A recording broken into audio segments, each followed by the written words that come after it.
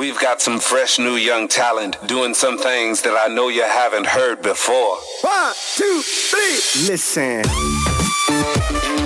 Welcome to Finances, your home for all things financial, investment, money and lifestyle. Hosted and curated by the very talented team of certified financial planners, Peric Financial Partners.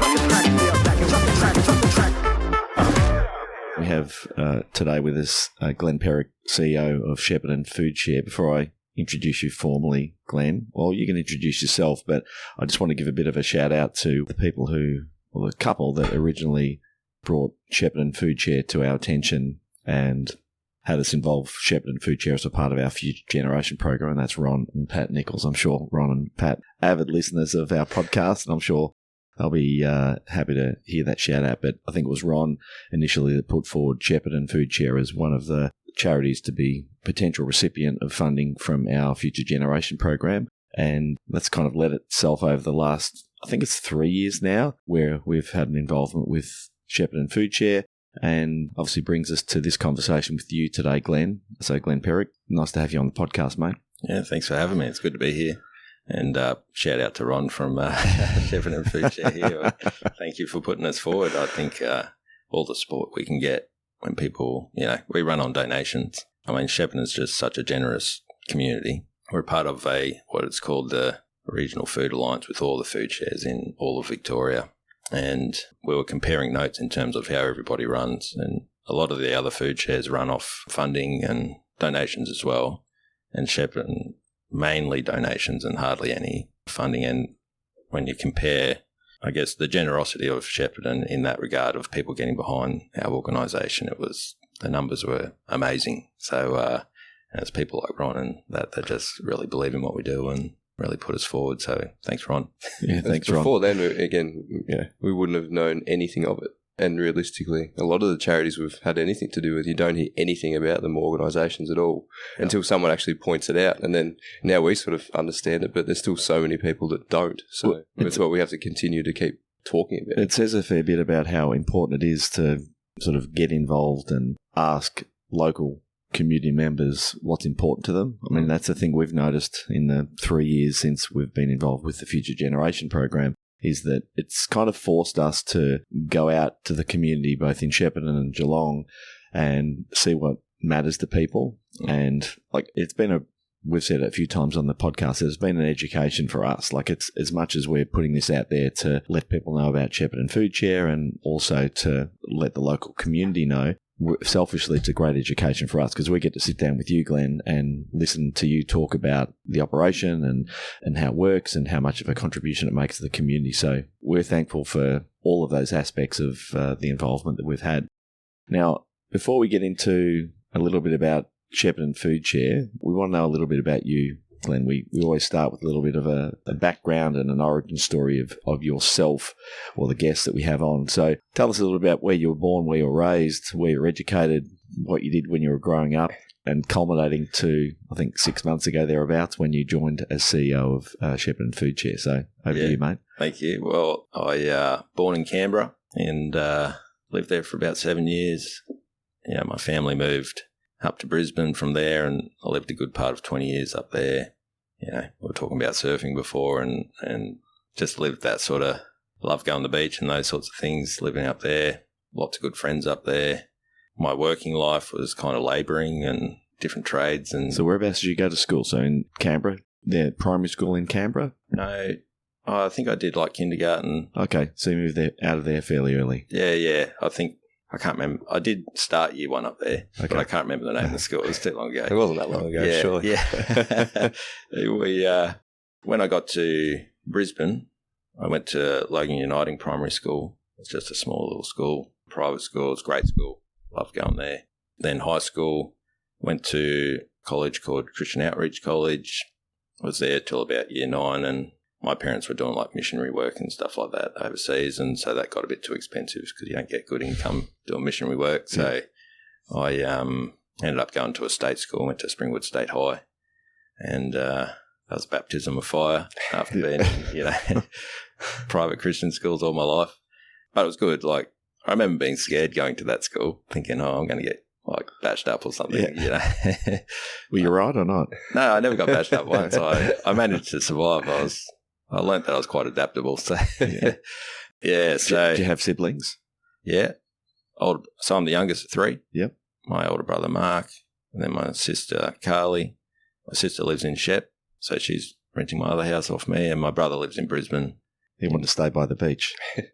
Well, he wanted to be near the water. He's not so much into the beach. He's not like me. He doesn't like surfing or anything, but he loves fishing and kayaking and those sorts of sports sort of things. So I've been trying to get him into surfing forever, and he's like, no, it's not for me.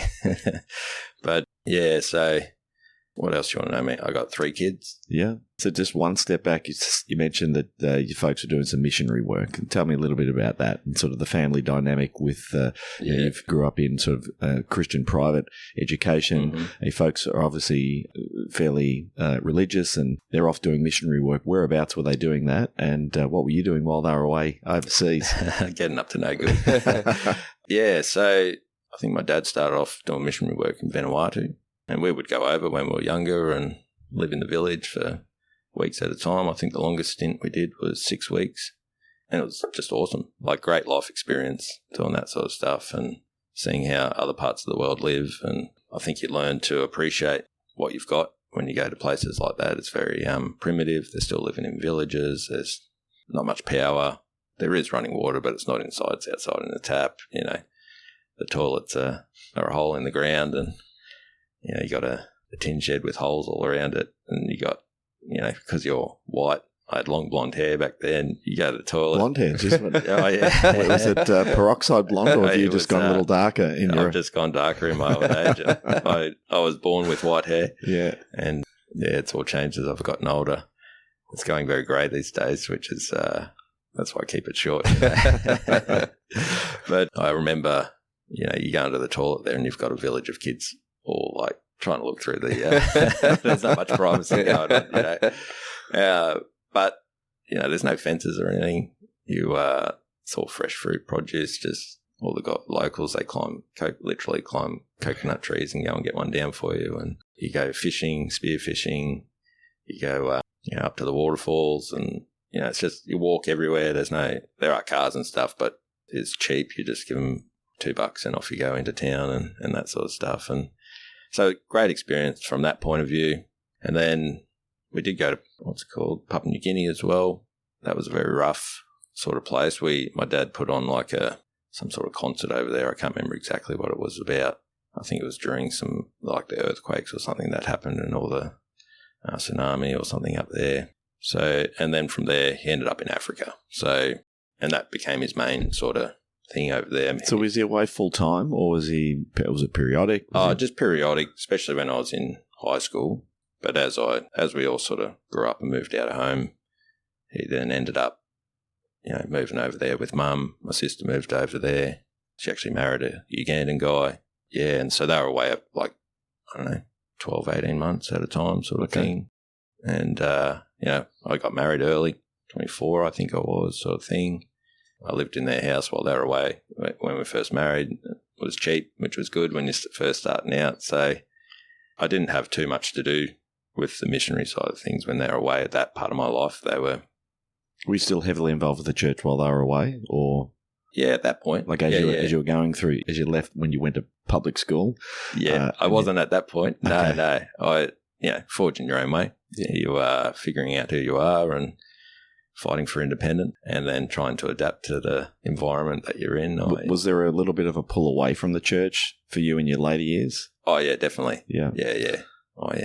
How deep do you want to go into? Yeah, go for it, mate. You can. I'm sure it's all forms the basis of where you are today. Yeah, definitely. Yeah, I definitely, as you say, went off the rails a fair bit. Got heavily involved in partying and having a good time, and all my mates and I were all about going surfing and living that lifestyle. And bit of a vagabond. Yeah, very much so. Yeah, you know, if there was a party, that was there type thing, and loved being the life of the party. And I don't know, it was just a lot of fun. My mates and I were always getting up to no good. If there was an adventure, we were there type thing. We're adrenaline junkies at the same time. We're into skateboarding as well. Yeah, I think as that sort of progressed, got a lot older, I actually went to New Zealand for 5 months, did a ski season over there, started experimenting in all the things that I shouldn't be experimenting in. That's snow culture is very much like that. I don't know if you know much about snow culture. Yep. And then, got quite into that sort of scene, came back, got into the rave scene because I'd been experimenting over there and introduced to that sort of stuff. And So how old were you around this time? I think I was about 19. So you just finished school? Yeah, I was in Queensland. I finished halfway through year 12. I was doing nothing at school. My education was terrible from that point of view. I wasn't interested in it. They actually brought this mechanics program. It was these school-based apprenticeships these days. I think we're the first year to ever do it. Went to work for 2 days, school for 3 days. And I remember my dad coming to me and said, "What are you doing? You don't do any work. You should just go and get a job." I was like, "Yeah, okay, that's a good idea," because I thought I had to stay through type thing. But I would carry a book and a pen to school, and that was it. So it wasn't a great education. That's what Ben does in the office. He walks around with a notepad and a pen. Oh, yeah. That's actually probably more than what I had. I took it probably every once a week type thing. It wasn't good from that point of view, and just wasn't interested in school. Yeah. I found it very boring. And I now know why. I was diagnosed with ADHD as an adult, and so the learning style just didn't work for me. And when you have this, I wouldn't call it a disability, this sort of talent in many respects. It really is. I actually call it a superpower. It's if you're not interested in it, you don't. It becomes the most boring thing you could ever think about. And some people get bored about just normal things.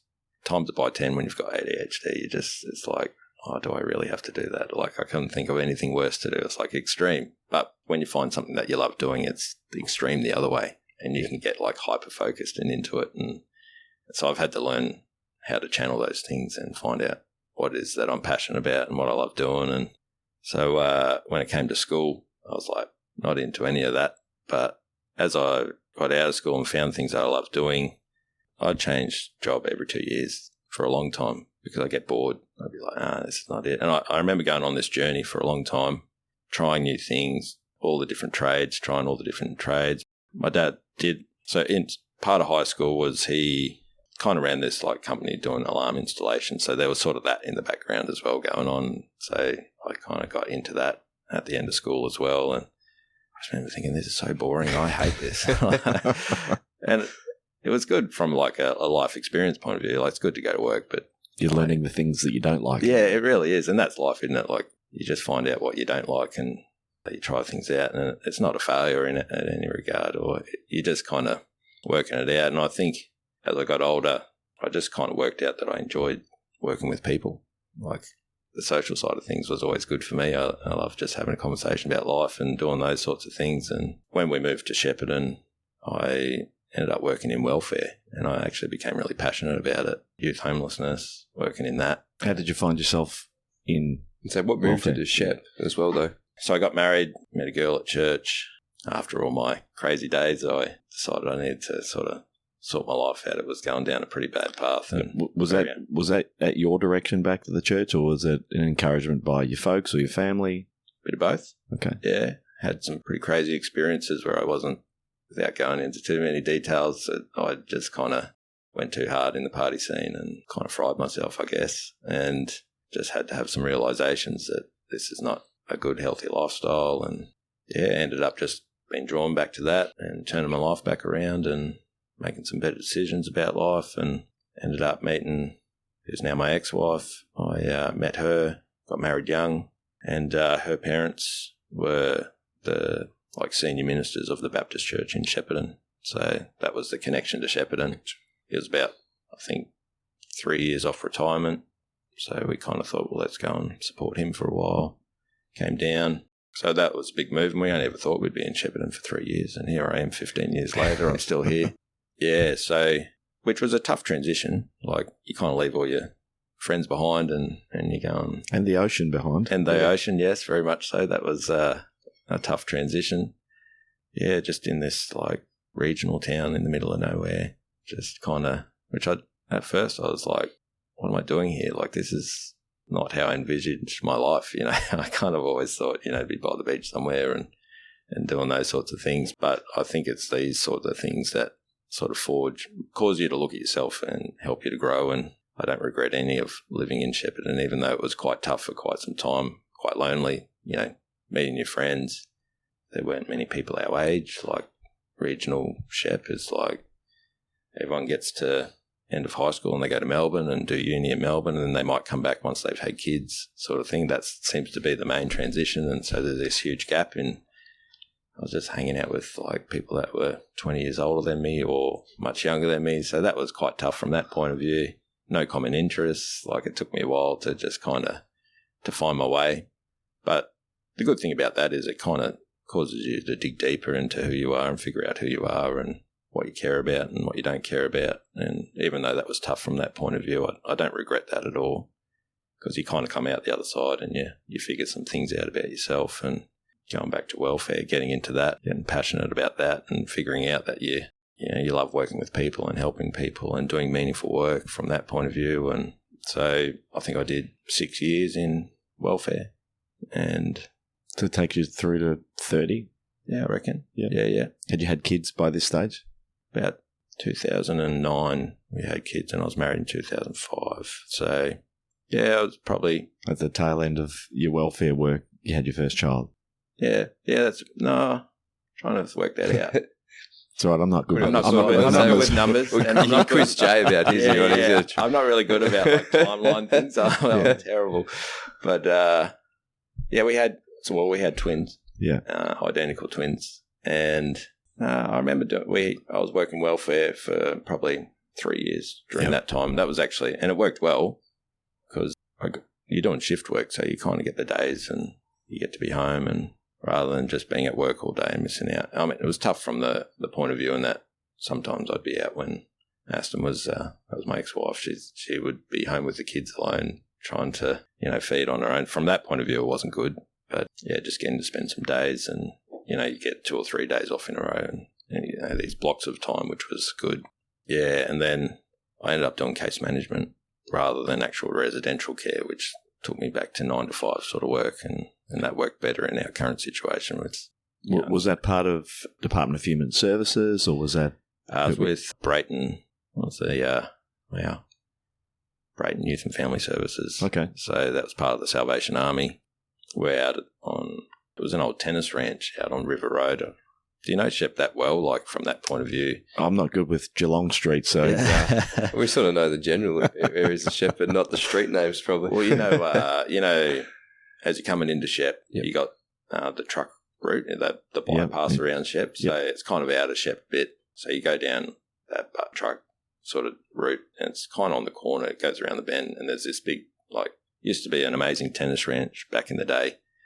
And my boss, he kind of eyed it off for this homeless sort of program.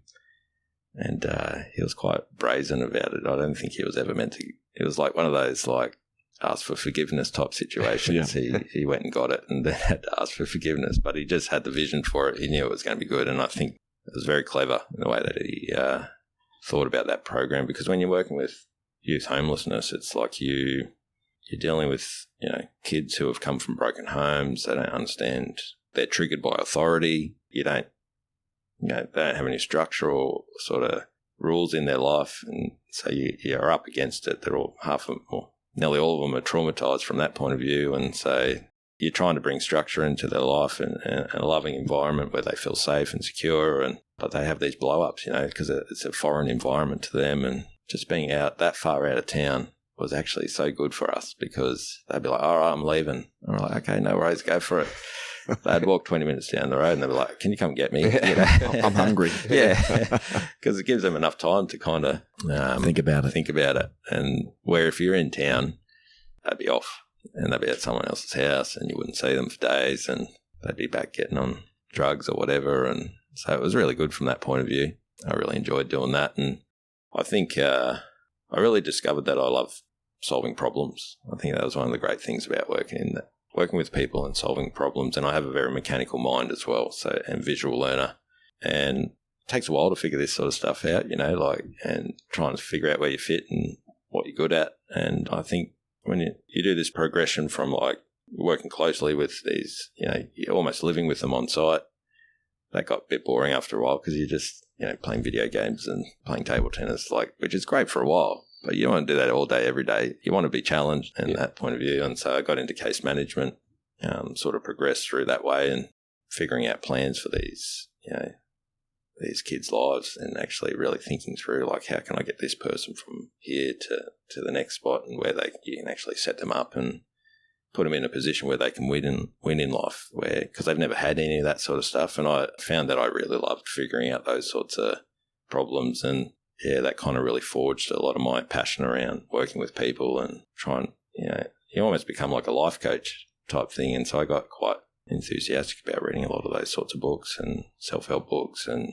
trying to understand life more, and which kind of progressed, which is why I ended up running a church. So during this period of time, you stayed involved with the church. So you didn't, when you moved to Shep, so you got married, you moved to Shep. Yep. You're involved with the church. Did you take over from your father-in-law's role? I know you said. Nah. So I got raised in a very different movement than, so I don't know if you know much about churches. There's like... Educate us, mate. There's different types of churches. They mainly believe the same thing, but there's what they would call different denominations. You got Baptist, Pentecostal, Anglican, Presbyterian, and they're all, in terms of the flavour or the way that they go about doing church, it's just, there's styles, I guess, of the way that they, go to church, the way that they preach, the way that they kind of hang out together. And so some are more traditional, some are more fundamental, some are more contemporary. That's a good word. So mine was more contemporary. That's what I was raised in. You got a live band every Sunday.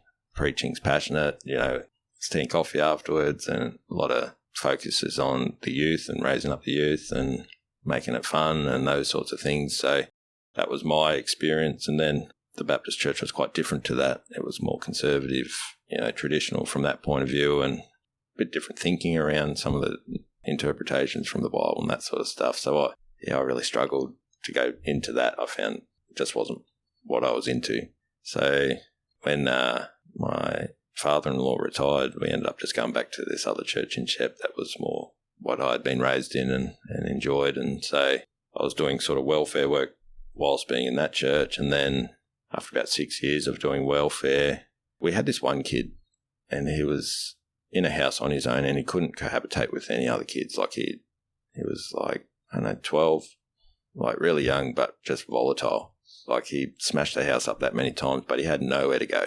And I just managed to build a good rapport with him, built trust with him. And so he kind of attached himself to me and sucked the life out of me from that point of view, because it was like you relied on, when you can build a relationship with like that with a young guy like that who, struggles to relate to anyone, there's a lot of that pressure on you then to kind of look after this kid and lead the way in that way. And it was me and another lady who kind of mothered him really well as well. So, but he like workers would quit all the time because of him, and because he just give them nothing and just make their life hell, like really bad. So I think I was in that for like a year, and after a year I was so burnt out emotionally, because it was like you didn't know what you were going to get, and it's that unpredictability, like that actually causes anxiety in a job.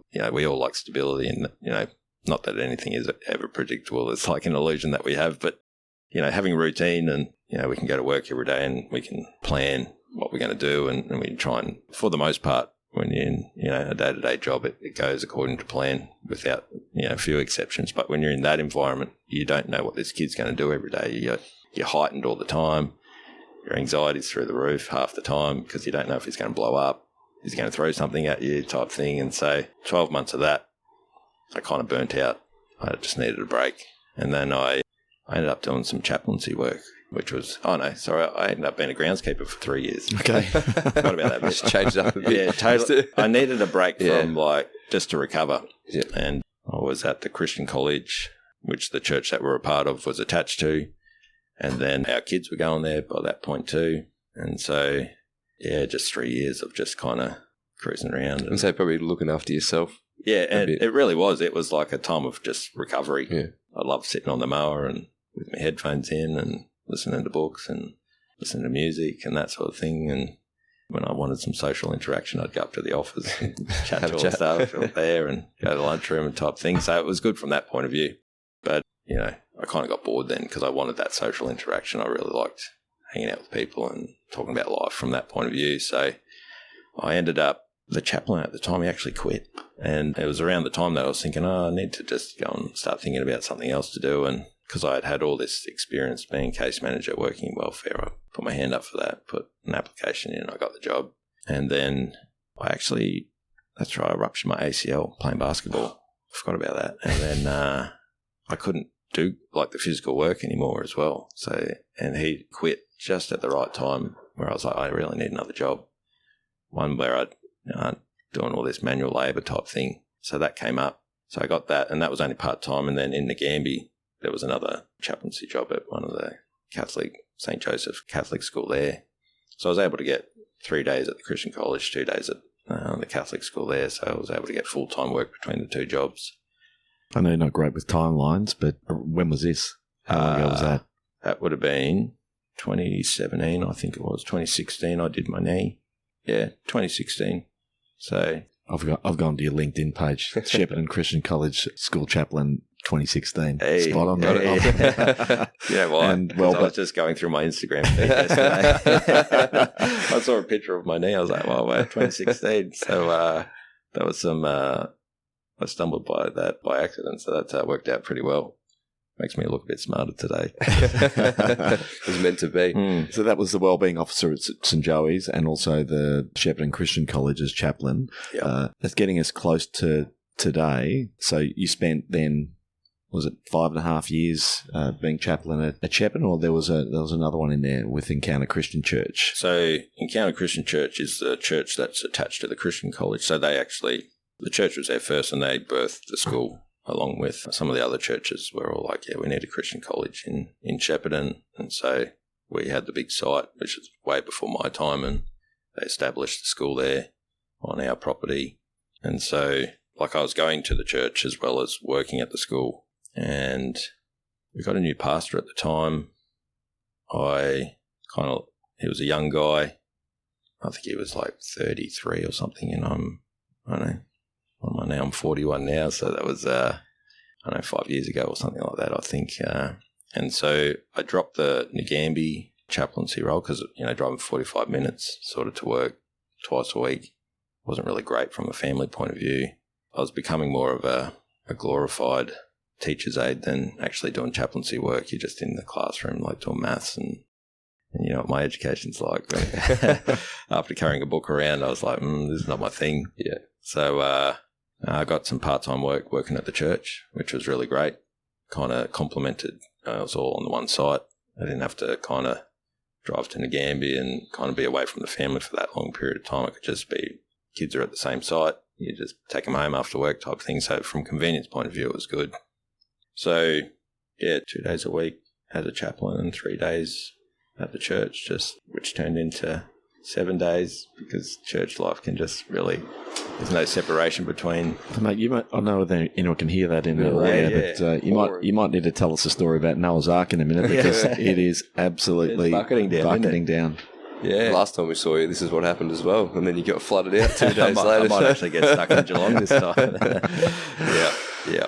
So fast forward a little bit to, I suppose, 9 months ago. When did you engage with Shepparton Foodshare to take on a role there?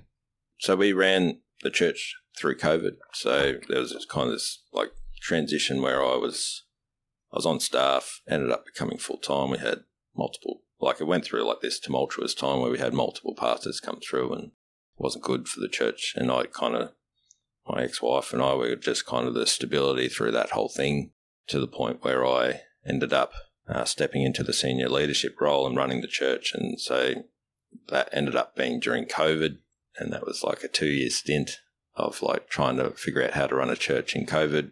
And lucky you're a contemporary church that was okay with technology. Yeah, well, that's right. Yeah. And this is very familiar to me, like all this podcast equipment. Like we went on this steep learning curve where we had to figure out how are we going to create connection in a time that you're not even allowed to leave the house. Yeah. So we got on Facebook Live every day. We did church services online. You're allowed to have I think it was 5 people on site at that time, trying to figure out how to do live streaming. We spent, a whole week setting up all these, lights and rigs and everything. And then, the first day it didn't even work. And I was like, get my phone out. All right, we're going live on Facebook on the spot. So it was. You can definitely overcomplicate things. You really can. Yeah. You really can. Yeah, I think, 2 years of that, trying to do homeschooling with kids as well. But we just kind of got to the end of that, and it all became too much. Kind of burnt out a bit, carrying the weight of a huge organisation. Like, you got, 400 or 500 people that on the books in that church, and I think you got 100 and something volunteers that you're managing, and minimal staff. But just there's no separation between life and work, just all in, and never get a break from it. So I just kind of needed to step away from that. My wife and I separated. And so I ended up, that was around Christmas last year. I went and worked on a farm for 3 months, and Jeremy, he runs another church. He's the chairman of our board. He said, oh, you should actually apply for this job at Foodshare. I was like, oh yeah, well, I'll have to think about it. Didn't think too much about it at the time either. And he said, look, we haven't had many applicants, and I think you'd be great for it. And I was like, all right, I'll give it a go. And I was still in that early transition of going through a separation as well. So I wasn't sure if I wanted to step into, more full-on work, but it was part-time, and he said, it's not too hectic. It's He was lied to you there, didn't he? I think he did.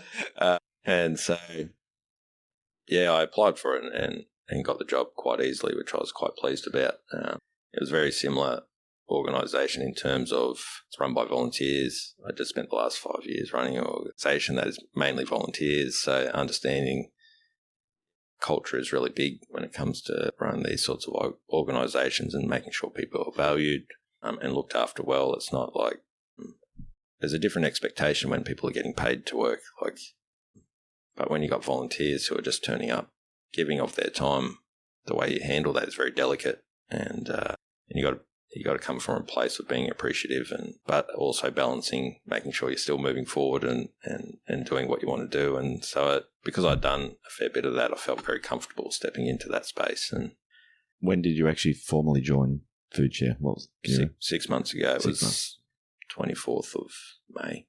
The dates bang on. So I'm almost 6 months in.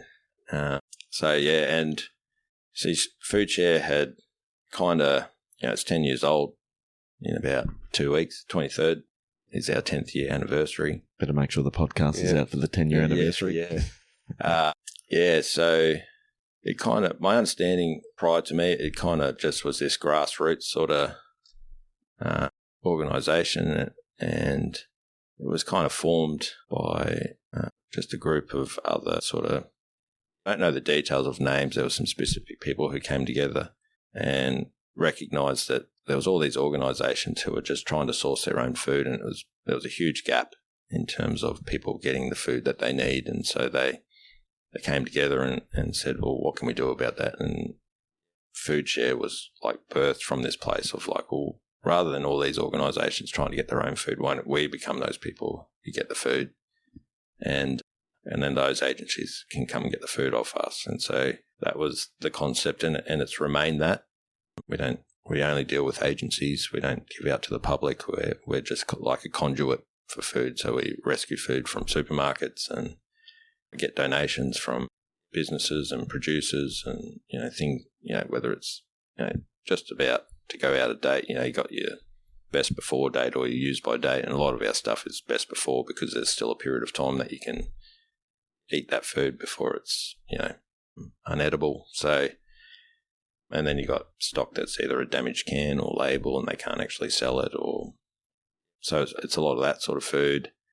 And then you just got local producers who love supporting us and giving us, every time the apples come around, we have an abundance of apples coming through we live in the fruit bowl from that point of view. So, and then we got canneries, SBC, Campbell Soups, and quite a few others in terms of that are in our region that support us. I think Pental and geez, I'm not really good with So your location obviously helps with lots of that stuff as well. And then you guys share between some of the other food share providers when you need to as well. Has that happened a little bit? Yeah. As well. So you guys obviously get lots of, canned goods near SPC. But well, we got Albury Food Share. They've got Uncle Toby's up there, so they share a lot of their stuff that they get from Uncle Toby's with us. You got Bendigo. I think they got like Hazeldene's. Yeah. So I think for a while there, I'm not sure if that's been happening too much lately. There's talk of that happening again, where chicken was shared around and meat's very hard to get. Yeah. So and then there's one in Geelong. There's one in Warrnambool. Yeah. So we'll put the call out. So we had I think it was 20 bins of apples donated to us, and we're not going to distribute 20 bins, and so we just put the call out to Food Alliance and said who wants some apples, and then we have a guy that's employed to represent the Alliance. He does all the legwork of making sure, who wants it, organises the transport, and then everyone just pays the bill for the transport and he gets the best deal from that. So from that point of view, we would have all had to ring each other individually and be like, who do you want? Do you want some of this? And there's all these little relationships that are going on in the background. So it's just kind of formed this really good resource of where we work together and can be more effective from that point of view. That kind of speaks to sort of the type of support that you're offering. But in terms of context around who you're supporting, who are the people in the Shepparton community that are greatest need for the services and the product that Shepparton Foodshare is able to be a conduit for? So who are they? Who are the people at the end? Yeah. Well, we've got 100 agencies on our book. We've got, I think it's 40, nearly half of those would use us regularly, every week or every fortnight, and they would come and collect food from us. And so you've got, local welfare agencies, schools, churches, who actually come and collect food, and then they have their programs and they're all different in terms of how they use their food. So, for example, Maribna Park Primary, they cook food every day for the students because they understood that a lot of the students that were coming to school weren't being fed at all. They'd just be hungry. And so they developed a cooking program at school.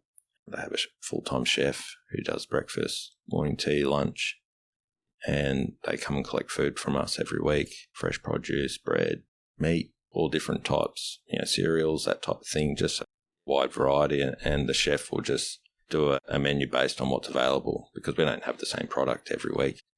And that, they're, I'm not sure on the numbers, but I know they're quite high when it comes to the students who aren't getting fed and really appreciate, being able to go to a place where they feel safe and get food in their belly and then start their day the right way. Yeah, they can focus and might have been Kate shared. I'm not sure whether you've got some of the numbers. Maybe Kate had shared with us sort of the quantum of the population in Shepparton that actually made use of Shepparton Foodshare. I've probably put you on the spot there. No, statistics, right. but no. We've got 51 agencies, 50% agencies, 26% churches, 23% schools. Yeah, I'm not sure in terms of specific numbers. I might go back to. I can't remember. I don't want to misquote it. The figure was just, as soon as you heard it, though, you thought, wow, it was just a ridiculous amount of people, end users, that actually benefited in each 12-month period. In terms of the percentage of the population in the Goulburn Valley, it was quite significant. We might get that and pop it in the show notes afterwards, but I know that I was certainly sort of taken aback a little bit about just how much the local community actually needed. And I know Kate was talking when we came to visit you a couple of months ago about sort of COVID kind of just exacerbated that, didn't it? As much as you had the challenges in the church during COVID, Foodshare had another whole order of magnitude of issues with COVID and trying to distribute food. Yeah. And that flow-on effect now, we obviously see a significant burden, a cost of living burden that's been imposed on people, which is sort of not, well, certain things haven't got better. They've got worse, and the need for the support that Shepparton Foodshare offers continues to grow, unfortunately. Yeah. Unfortunately, yeah. We'd love to be obsolete. Like, we're not there just to build a brand or, become successful, to make Shepparton Foodshare great. We're actually just there to meet a need, and that need is definitely growing. During COVID, we had I can't remember the timeline, but there was a period of time, there was a lockdown where 20,000 people were stuck in their homes and couldn't actually access food. The click and collect system was overrun. You guys had no one even working in the supermarkets, so half of them had COVID. Yeah, half of them had to shut their doors. It was a ghost town. And, and so Foodshare played a really big part, along with other agencies that came along and helped, just packing like hampers and getting them out, distributing them to people who were just stuck in their homes. And, there was just this coordinated effort of like putting food in a box and just locals, putting it in their van, dropping it at someone's, out the front gate. You weren't allowed to go inside or anything like that. There was like no contact rule, dropping it off. And then, and we had counsellors, getting involved in that. Anyone who could get out of the house, pretty much. It didn't matter what job you had. It was like this was what it was all about. It was like, how are we going to get people food? And so Foodshare became the number one sort of place. I think there was another one, and I can't remember who that was, but they were kind of working in tandem just to get food out to people. And so there's just this huge volunteer group of people. Not one COVID case in the whole Foodshare either, which was pretty amazing. During that time. Sure, there's been a few since, hasn't there?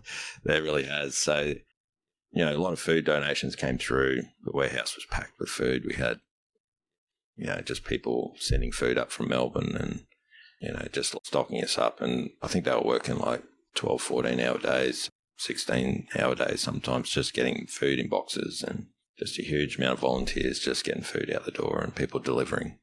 So it was actually kind of put the spotlight on Foodshare, that whole thing. Before that, we were, just this humble sort of, smaller organisation. Still had our agencies that accessing our food, but it kind of shoved us into the limelight. And I think it's been a lot busier since then.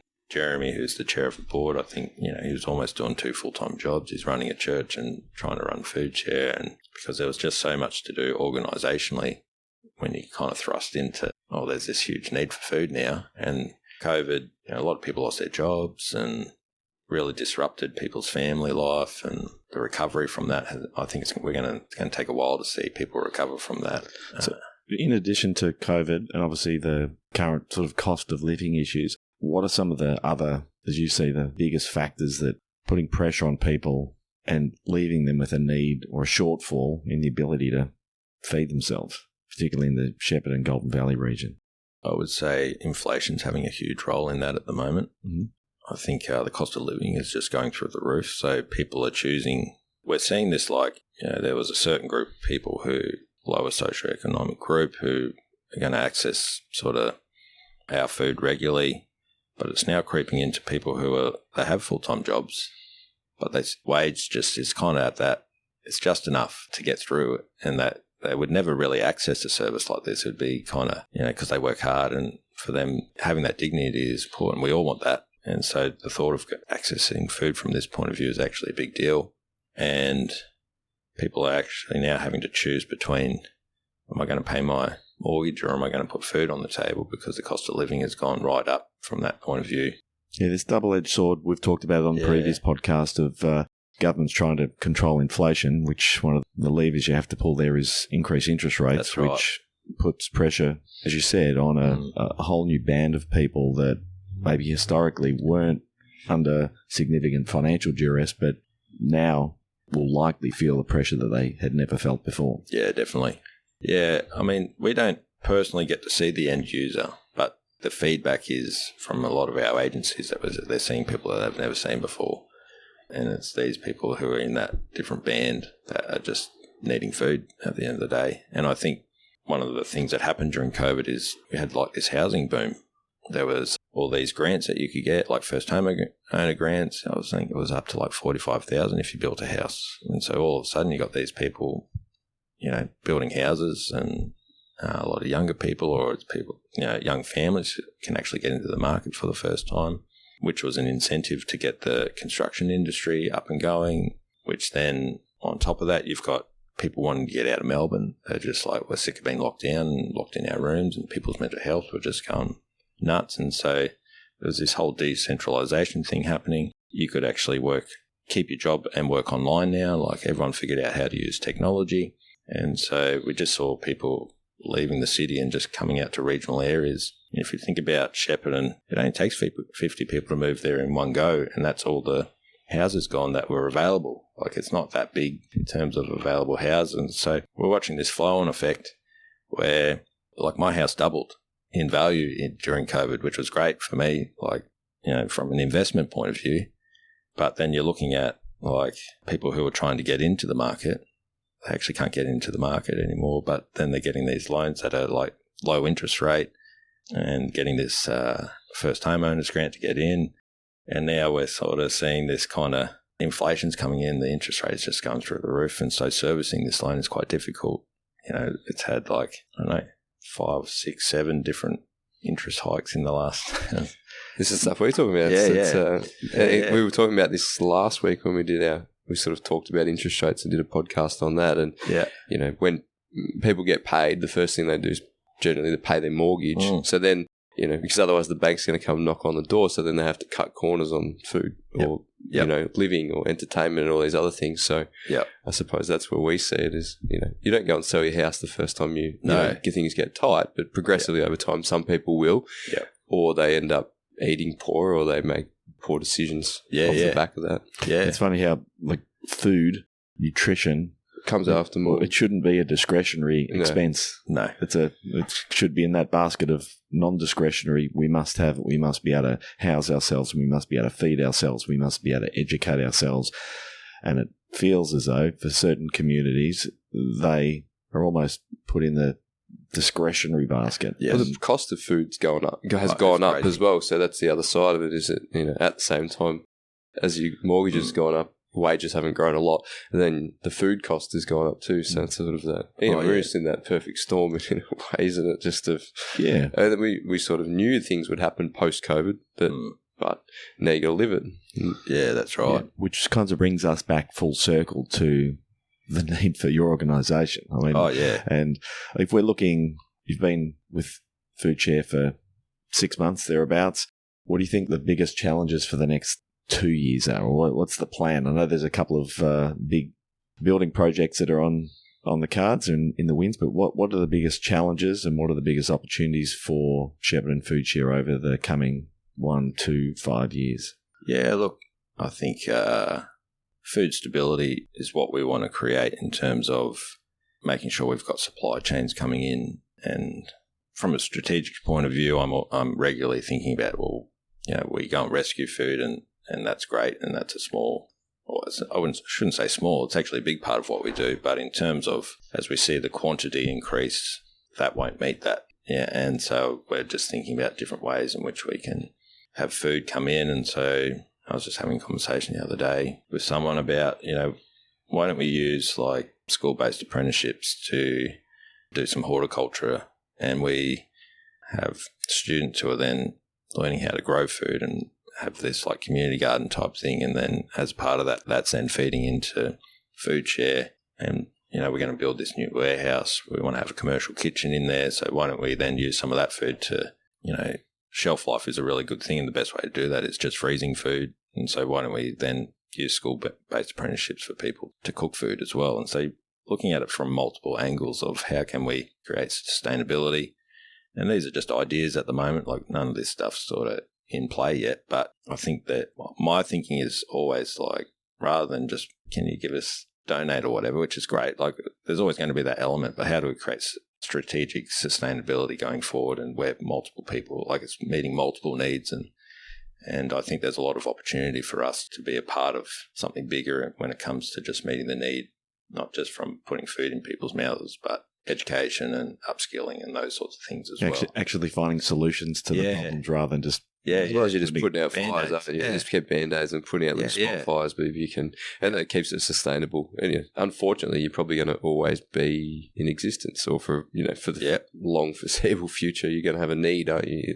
To be there. So that's right. And so sustainability is actually the biggest challenge.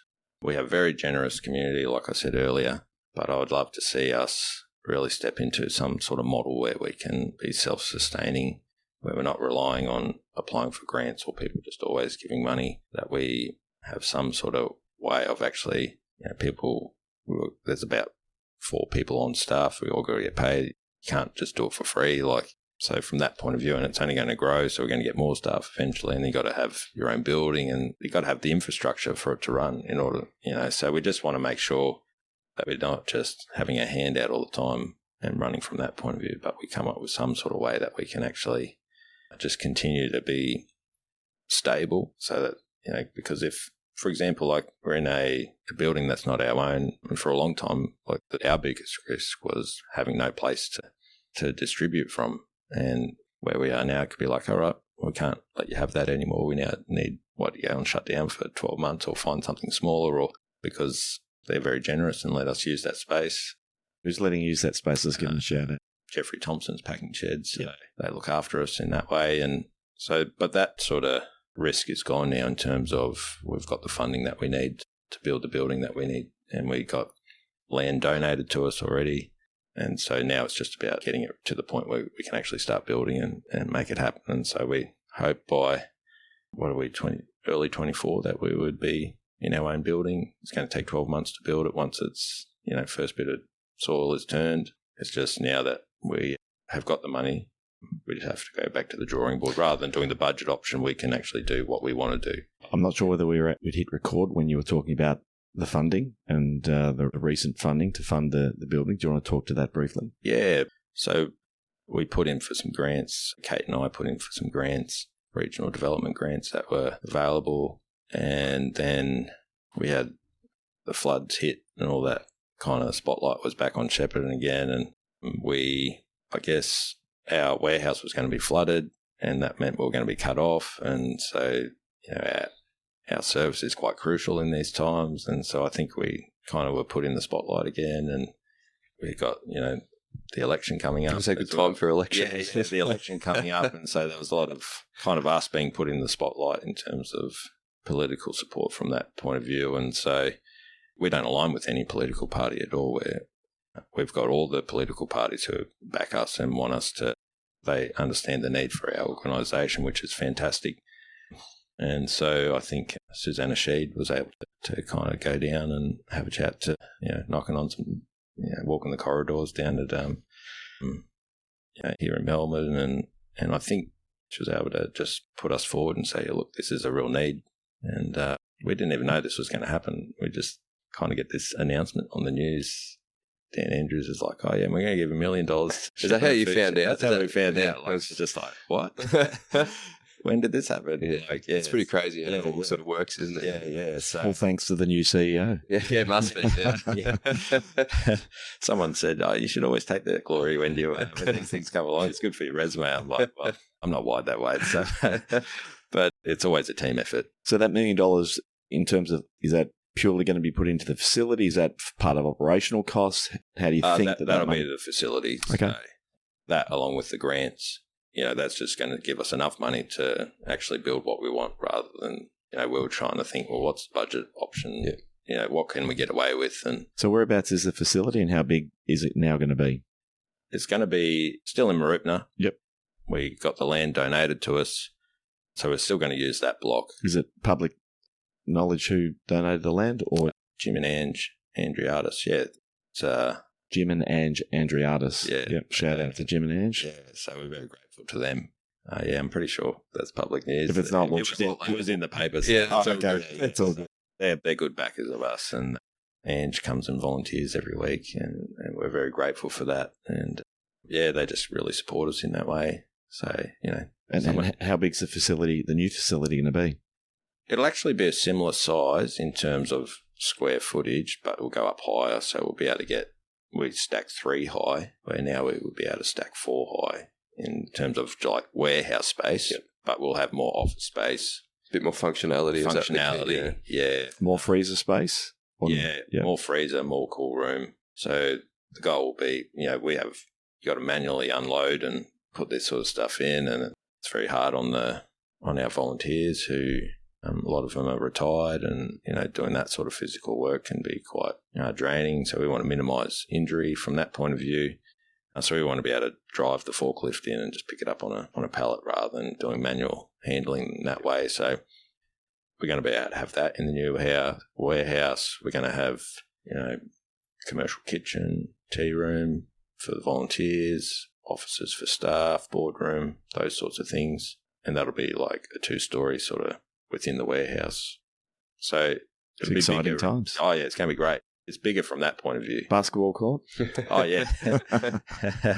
Well, you might not get me away from work. So in terms of support, this probably brings us to how people can support, but also what support's actually needed. I know that some of the charities that we've spoken to, the needs can be quite different. From new, we need staff, we need donations, so we need dollars, we need volunteers, awareness, we need produce, awareness, events. What type of support do you actually need? Look, I think donations are always going to be so. Operational support is the main thing. We've got infrastructure. We can do our building now, but operational funding is difficult to get from a grant point of view. And so we, Kate, our marketing manager, is fantastic in this area. She really gets out and promotes us well and builds a relationship within our community. But that's a big job for her to do that, and we're very grateful for her. So just operational funding where people can donate and where we don't actually have to rely on doing grant after grant or working so hard to try and get funding in. Regular funding would be great from that point of view. Operationally, it'd take a lot of pressure off us.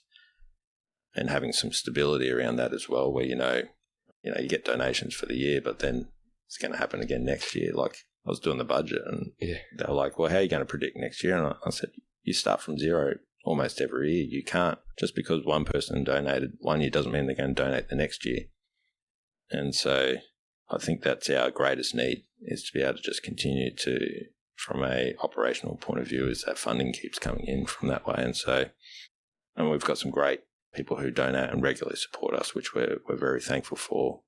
You guys putting, with your supporters and donating. You're one of many who give in that way, which we're very grateful for. You've been to our dinner, haven't you? We haven't. We actually spoke about that. We said that we actually haven't been to the dinner, but we'd like to bring the team along. We've got the Make a Meal of June, and we, it's a fundraiser that people can sponsor us by paying for a month. Like they buy a month, and for that month, they get promoted. We do some marketing around their sponsorship, and I think this year we raised $75,000 from that. Make a Meal of June. What was the name of the event? Make a Meal of June. Oh, Make a Meal of June. Yep. So that was one of Kate's ideas. And we have it out at the wool sheds with Cam Mangiamelli. They're just... So Emerald Bank out there. Have you been to Emerald Bank? No. Yeah. So, the big windmill on the left when you're driving into Shep. You got the Move Museum. So the wool shed is behind there. Oh, we have been there. We did. Oh, we had. Yeah, sorry, we did. We did go there. Yes, we had a client function. We had a function there about 4 or 5 years ago. Yeah. Out over the damn lake thing there. It was nice. Yeah, it's a beautiful spot. So the wool shed down the back, you can't really see it's it right from the around street. there. Yeah. So we do it in there, and they really support us from that point of view, and they use our produce from Foodshare and cook with that, and so I can't remember how many people we had. $100 a ticket, and it goes towards a good cause. So that's just one of the ways we kind of get food in. Operational funding in. In terms of volunteers, are you guys totally locked and loaded with all the volunteers you need? And same with staffing, like actually employed staff. Have you got any vacancies, or fully loaded now? I think we're fully loaded at the moment. And so it's a hard one, isn't it? Because I think talking to Kate about it, where you sort of don't want to be saying no to volunteers, but it's hard because you do have a good team who... Yeah, we do. Yeah, look, our volunteers are amazing. They're really dedicated to who we are and what we do, and they turn up every week, and it's like a little community. It's their family. They come and they all spend time together, and we're very grateful for them. So it's a fine balance. You don't want volunteers standing around either and just doing nothing. So at this point, unless it kind of fluctuates, some people just, they come and go depending on the need at the time and how busy we are. But my role is new from a staffing point of view. They haven't had an executive officer role before. That was created because they realised, we're just doing so much. It's not sustainable to have an operational board with the amount of work that's happening. So from a staffing point of view, I think you got me, we got Matt, Viv and Kate, and we've all had increased hours in the last little while, especially during the floods. We got some funding for the flooding to be able to respond to the flood relief effort because the workload has increased again. And then obviously with the new build, that's increased my hours again as well. So yeah, there's no kind of need at this point, but that's not to say that we're not going to grow again. I think we're in this expansion phase. So what about produce? What about actual products? Yeah, so we're always on the lookout. So we do food drives where people, we've got these green bins that we send out and people can put it in their business and have a sign on it, say, whether it's like spreads, Vegemite, peanut butter, jam, all those sorts of things are quite difficult to get. We don't have a regular supply of those coming in. So if people want to do a food drive, we always say, put your hand up and we'll provide you with what you need.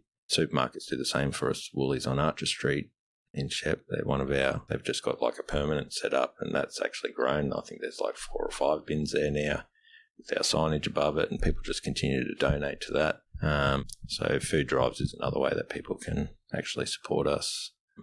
We had ANZ Bank, who in the local branch, as a staff, they all just put in a bit of their wage, and over a 2-month period, they then go shopping and they say, well, what do you need at this point? They'll ring us and we'll just let them know, like UHT milk would be good, or honey or coffee or whatever it is that we're low on at that point. And so they kind of pool their resources in that way. So many different ways that people actually support us, which is fantastic. And so, but from a produce point of view, we always want fresh fruit and veg. What about protein? What about meat? And meat, yeah. So if there's any cattle farmers out there that are wanting to get involved, that'd some ribeye steak for everyone would be good. Oh, that'd be nice, wouldn't it? I think like hams are really good. All the meats in terms of mincemeat, chicken, sausages are good. Like you got to think in terms of what's easy to cook, but also the different programs. Like we've got the men's shed who. That are about barbecues and things like that, and that stuff's not always available. Like meat, we actually never used to have meat. I think it was as a result of COVID, we got some funding and we were able to buy meat and stock our freezers up in that way. But we have like Fair Share who cooks meals, and so we store pre-cooked meals in that way. They donate to us, so we don't really buy, other than COVID was the first time that we actually bought food. And we've actually just got some funding as a part of the flood relief, which is allowing us to buy some of these things again, which is fantastic. I'm not sure whether I imagined this or not. Maybe it was with Food Bank having organisations like UFoods actually provide sealed, packaged meals. I mean, would that be something that would be value if you had one of those providers that are providing ready meals? Yeah. I think, look, we'll take anything at the end of the day. Like, yeah, there we go. We're not picky. Yeah, so pre-cooked meals, all the meats, toiletries, toilet paper, that sort of stuff, like essential items, ambient food, so long UHT milk, it moves quick, and just full cream, we get a lot of like soy and donated, but it doesn't move. Like people don't really drink it. I think I must be the only one that drinks oat milk in my coffee these days. Definitely. Yeah. It's just not the demographic of people who really drink that sort of stuff. A little bit of it will move, but just normal milk, I think that's probably one of the tough ones to get. Bottled water is always good. That goes out. So if people do have some of these products, so there's a farmer, there's someone who's got a business that does prepackaged food, and they want to get in touch with Shepparton Foodshare and give you some produce, how do they get in contact with you? What's the best way for them to get a hold of you? They can go to our website. Yep. sheppartonfoodshare.org.au. It's got our phone number on there. It's got where our warehouse is. It's got the donate button. So if people want to donate financially, they can just head to our website. So, sheppartonfoodshare.org.au is our website. All our info's on there about who we are and what we do. You can see a bit of our history on there. Got a list of all your supporters on there as well. Yeah. Give a few of them a shout out. Do you want to? I can read them out for you. Read them out for me. SPC, Unilever, Food Bank, Second Bite, Coles, SPC Factory Sales, Aubrey Wodonga Foodshare, Bendigo Foodshare, Shepparton News, Helen McPherson Smith Trust, Greater Shepparton Foundation, Greater Shepparton Connected Community, Freemasons Victoria, and that's just to name a few. Yeah, some of our major sponsors there who give very generously to us, and we're very grateful to them. And if anyone wants to continue to sponsor us or donate to us in that way, we will actually, if you wanted to be a major donor, we'll put your logo on our van and put you on our website and promote you through our Facebook and those sorts of things as well. It's all tax deductible.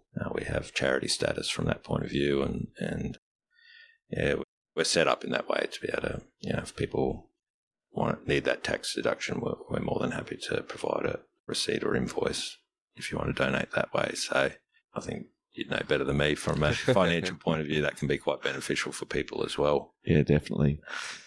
Well, we've covered a bit of territory today, Glenn. You've given us your life backstory and your involvement with Foodshare, which I know is only in its infancy, but I'm sure, given sort of your passion for community and people, Shepparton Foodshare is in good hands. We really do appreciate you sharing with us today what the future is going to look like, and also where the opportunity is for people to be involved or get involved. Before we wrap it up, Ben, do you have anything else you want to add?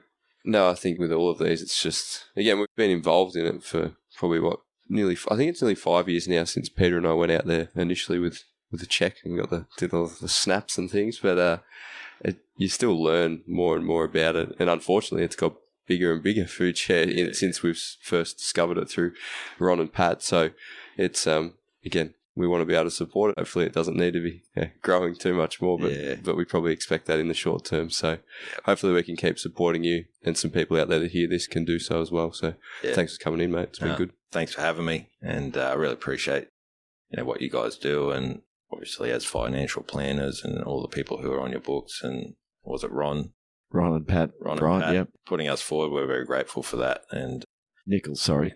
Yeah, Nichols, yeah. We've got too many Ron and Pats. There's lots of common couple there. We're just... Shout out to Ron Bryant as well. He gets a free one today. We're very grateful for you guys are using what you can to support us in that way. And I think that's fantastic that people take what they've got and go, well, how can I use what I've got to be generous and support others in need? And you guys are doing that. So we're grateful that you figured out how to do that for us, and you and a lot of all the other organisations and people who are using what they've got to donate to us. We're very grateful from that point of view, because it is actually having a very large impact on a lot of people's lives. I was thinking about what you were talking about before, that I think it was like 9.5 million kilos of food has gone out through the doors.